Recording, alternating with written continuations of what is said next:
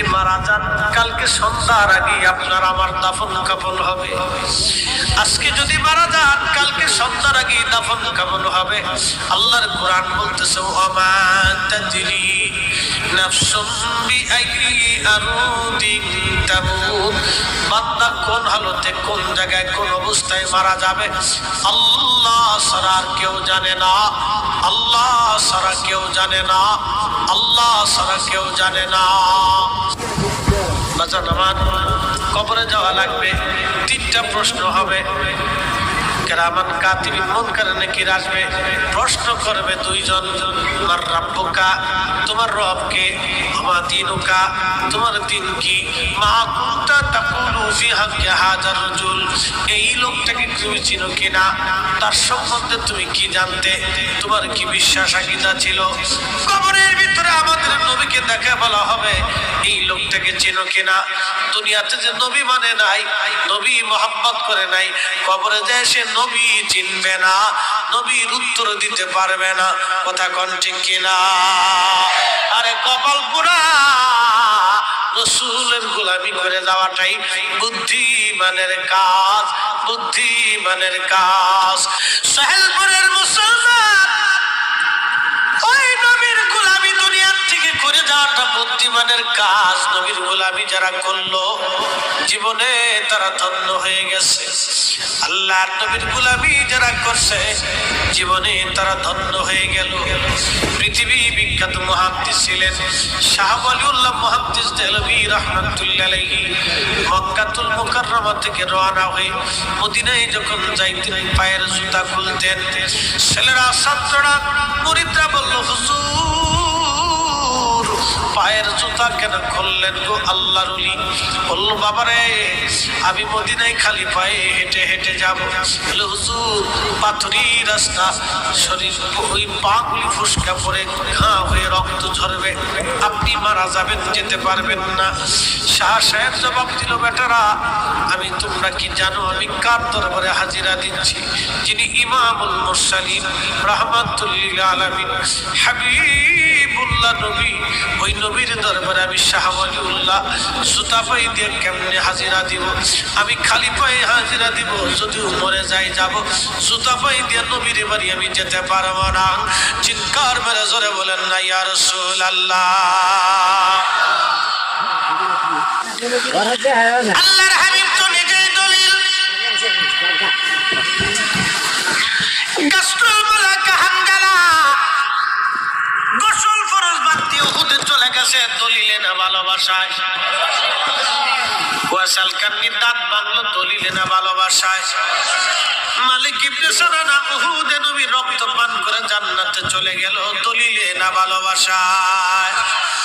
উস্তুনে হান্নানা মুরাক্কাত নবী মিম্বার শরীফে জিন্দা হয়ে কাঁদতে লাগলো দলিলে না ভালোবাসায়। সোহেলপুরের মুসলমান গায়েব কি আল্লাহকে দেখা গেল না, কিন্তু আল্লাহ আছে এটাই চির সত্য। যদি মালিক না থাকতেন তাহলে সব ধ্বংস হতো। আমার রব বলেন আল্লাহু লা ইলাহা ইল্লা হুয়াল হাইয়ুল কাইয়ুম লা তাখুযুহু সিনাতুন ওয়ালা নাওম। আল্লাহ বলতেছেন শোনো হে দুনিয়ার মানুষ, আমি আল্লাহ চিরঞ্জীব চিরস্থায়ী, আমি আল্লাহ ছিলাম, আমি আল্লাহ আমি আল্লাহই থাকবো, বাদ বাকি যা আছে সব শেষ। কুল্লু মান আলাইহা ফানিন ওয়া ইয়াবকা ওয়াজহু রাব্বিকা যুল জালালি ওয়াল ইকরাম।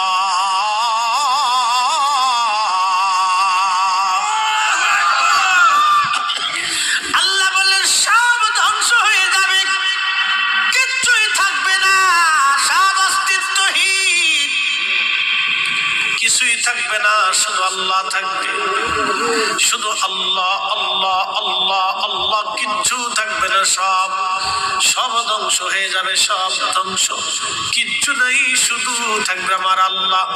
এরপর আল্লাহ বলছেন ফাবি আইয়ি আলা রাব্বিকুমা তুকাযিবান।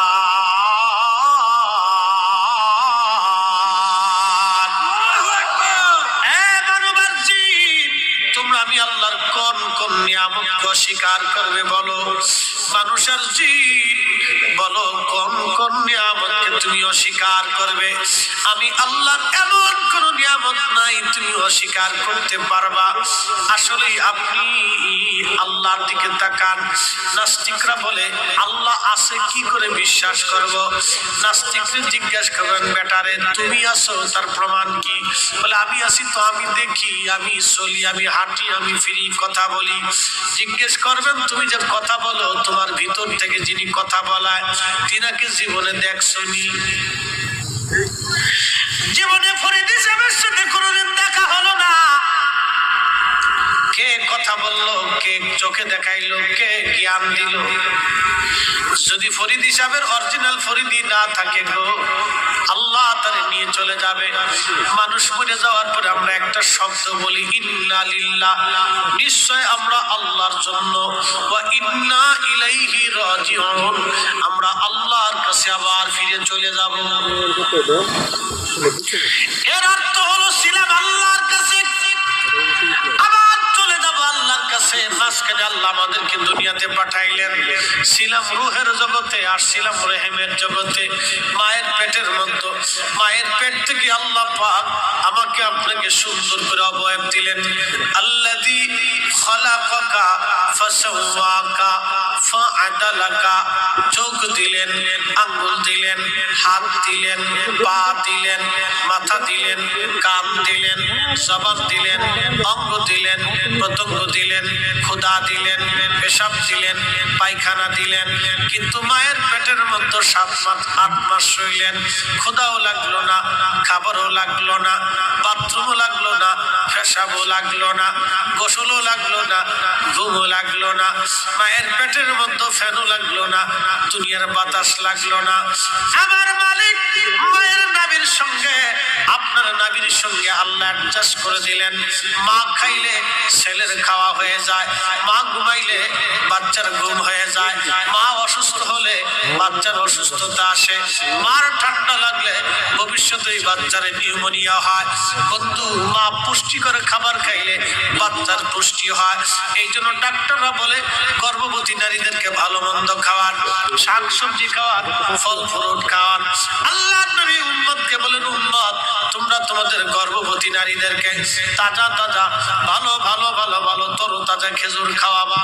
কারণ খেজুর আল্লাহর জান্নাতের ফল এবং আল্লাহর একবারে পছন্দের ফল। এটা মানব জাতির জন্য আল্লাহ নিয়ামত হিসেবে পাঠাইছে। এই খেজুর খাওয়ার সঙ্গে সঙ্গে পুরা শরীরে প্রোটিন এবং পুষ্টি জমে যায়। আমার দেশের বেডিরা খেজুর খায় না, খালি খায় ফুচকার শর্টকুটি।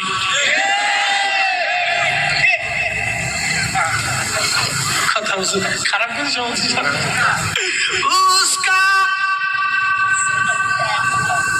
ওরে বাপরে বাপ, ছাগলের মতো খাইতেছে না।